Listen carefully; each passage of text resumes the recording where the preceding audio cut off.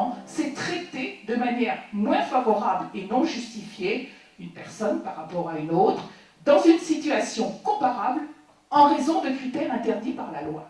Alors le champ est vaste derrière, car les discriminations, je cite, recouvrent l'origine, le sexe, la situation de famille, la grossesse, l'apparence physique, le patronyme, l'état de santé, le handicap, les caractéristiques génétiques, les mœurs, l'orientation sexuelle, l'âge, les opinions politiques, les activités syndicales, l'appartenance ou la non-appartenance, vraie ou supposée, à une ethnie, une nation, une race entre guillemets, ou une religion déterminée. La discrimination se définit d'abord par rapport à la loi.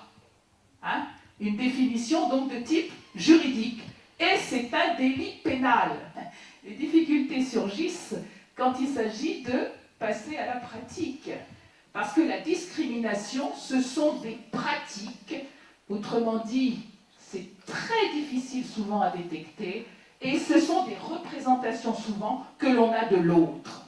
Le bon sens, parce que tout ça est une question d'équité, mais aussi de bon sens, doit conduire à utiliser la diversité comme une richesse. Et je dis, tout le monde doit se poser cette question. Je le répète, même à l'intérieur des quartiers.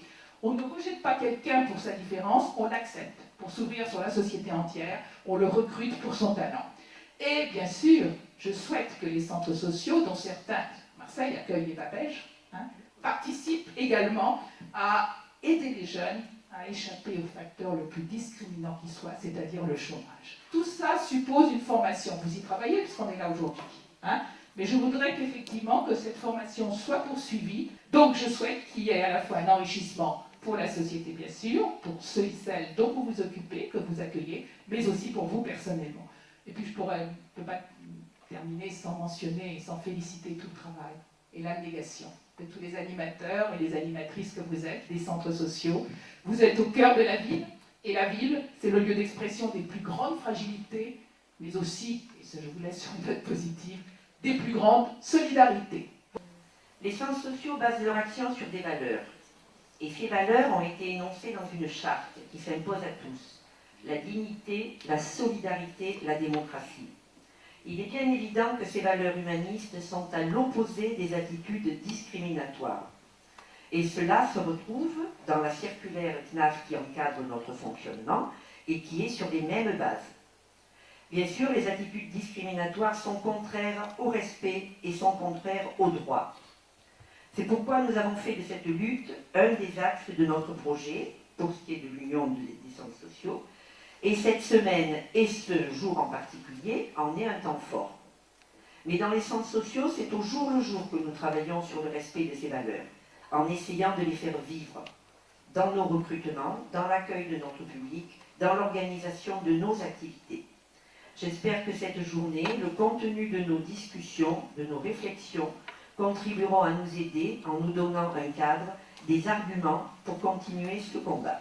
L'occasion m'était donnée de venir saluer les bénévoles et les professionnels de nombreux centres sociaux. Et l'affaire est assez rare pour que, à cette occasion, je vous dise aussi la reconnaissance que la Caisse d'allocation familiale rencontre dans votre action de terrain. Vous transformez non pas le plan ville en or, mais la prestation de services en énergie dans les quartiers. Je crois que c'est quelque chose, c'est un combat de tous les jours, et on le mesure, nous, de notre côté, ce que vous faites. Et autre élément aussi, je crois que dans les territoires, pour tous les habitants, vous savez rapprocher fondamentalement des situations de droit, souvent complexes, et des situations de vie, parfois difficiles. Et ça, c'est votre secret, c'est votre savoir-faire.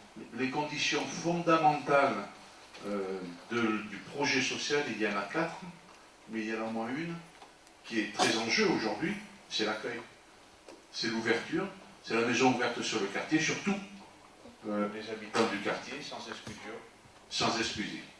De proche en proche, moi c'est ce point-là sur lequel je voulais particulièrement insister, bien vérifier, et nous le vérifions, que la lutte contre les discriminations, ce n'est pas une conséquence de la place des centres sociaux.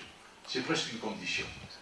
À la haute autorité, nous sommes là aussi pour répondre à des personnes qui sont victimes de discrimination. La haute autorité a un certain nombre de pouvoirs. Elle peut aller grappiller, chercher la preuve, parce que c'est difficile de savoir si à un moment donné, lors d'un recrutement, c'est notre qualification qui a fait défaut, ou tout simplement parce que le candidat à côté était meilleur, ou si c'est une question qui renvoie à de la discrimination, qu'elle soit en lien avec l'origine, le handicap, ou l'un ou l'autre des critères que Mme Calderon vous a présentés. Et donc la haute autorité, elle a ses pouvoirs pour essayer de travailler sur la preuve.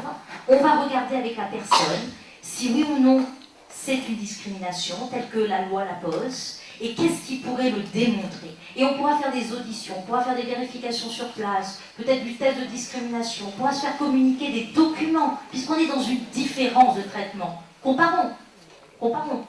On doit comprendre ce qui crée la discrimination. Là, on doit mettre à plat les mécanismes, les processus, les pratiques professionnelles, et on se doit d'être à vos côtés aussi, et c'est ce que nous faisons à la haute autorité, pour là être dans la prévention de l'information, de la formation, de la sensibilisation, comprendre ensemble, agir ensemble. C'est ce que fait la haute autorité dans sa deuxième mission de promotion de l'égalité. Nous avons posé ensemble, et Madame vous a posé ce qu'est une discrimination en droit. D'accord? Une différence de traitement, une inégalité de traitement. Je prends une personne, j'en prends une autre, elles ont des situations comparables, elles ne sont pas traitées de la même façon. Mais on vous l'a dit, le droit dit à quel moment cette différence de traitement s'appelle discrimination. Pas toutes les différences de traitement ne sont discriminatoires. On est dans la discrimination quand cette différence de traitement, elle est en lien avec l'un ou l'autre des critères que la loi pose.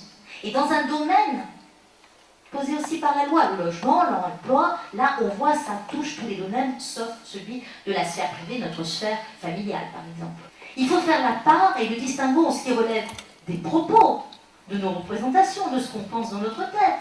Parfois ce qu'on dit avec nos mots, quand on injure une personne. Et l'injure raciale, l'injure homophobe, l'injure sexiste, j'en passais des meilleurs. Mais nous ne sommes pas dans un délit de discrimination. Nous sommes soit sur ce qu'on pense dans nos têtes, qui fourmille ce terreau qui vont peut-être nourrir demain les discriminations, mais si je le pense uniquement dans ma tête, je le pense dans ma tête. Soit je le dis, et là je suis dans des propos diffamatoires ou des injures raciales, soit j'agis, je le mets en acte. Et c'est pour ça que je ne donne pas l'emploi. C'est pour ça que je refuse le logement. C'est pour ça que je n'ai pas eu ma mutation. Etc. Et là, on est bien dans le champ de l'acte avec la discrimination. Pour ça, c'est apprenons à reconnaître cet acte. Apprenons à savoir quand le droit va pouvoir aider à faire reconnaître une discrimination. Apprenons aussi à nous interroger sur ce qu'elles sont dans nos pratiques et nos procédures, parce qu'il n'y a pas forcément d'un côté le gentil, d'un côté le méchant. Les choses sont beaucoup plus complexes. Il n'y a pas forcément d'actes volontaires délibérés. Les constats sont quasiment les mêmes. En matière de discrimination, le secteur ou le domaine dans lequel les discriminations sont massives, c'est au niveau de l'emploi. Et l'emploi, c'est ça qui permet à beaucoup de personnes d'être intégrées. Quand je dis intégrées, et là, il ne faudrait pas avoir enfin, je ne parle pas d'immigrer, ni de personnes d'être intégrées dans nos sociétés. L'emploi permet de structurer une personne. Alors, c'est partant de ça que Claude Debéard, qui est un grand patron en France, avec une structure qui préside toujours, qui s'appelle IMS, dont vous avez une antenne ici, a décidé, à la suite d'un rapport qui s'appelle Les oubliés de l'égalité des chances. Cela veut dire que nous avons une égalité virtuelle, mais il y a une partie de notre population qui en est oubliée. Et du coup, en créant ce rapport, en construisant ce rapport, ils ont décidé de dire, mais comme c'est au sein des entreprises que les discriminations sont massives, il faudrait que nous trouvions un moyen pour les inciter, pour dire les discriminations sont un délit, les discriminations ne doivent pas être la valeur, mais plutôt le contraire. Et donc, ils ont créé la charte de la diversité, qui est un engagement en 6 points. Chaque entreprise qui se dit, moi je veux être socialement responsable, parce que les discriminations ne sont pas des valeurs ni personnelles, ni humaines, ni sociétales, et donc je lutte contre ces discriminations et je favorise la diversité au sein de mon entreprise. Donc, signer la charte de la diversité, c'est de prendre cet engagement-là.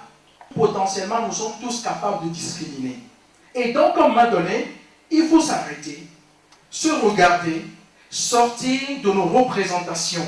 La question de la diversité se conjugue avec une question aussi d'égalité.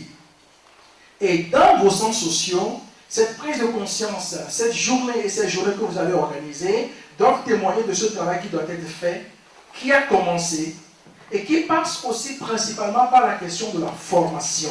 Donc si je ne prends pas conscience de qui je suis, de comment je lutte contre mes représentations où je les travaille, tous les bons discours, tous les bons projets que je vais poser, je ne serai pas efficace. Donc quand je dis ça, ce n'est pas simplement l'appel des responsables, des politiques, des pouvoirs publics, des présidents des centres sociaux ou autres, c'est l'affaire de tous.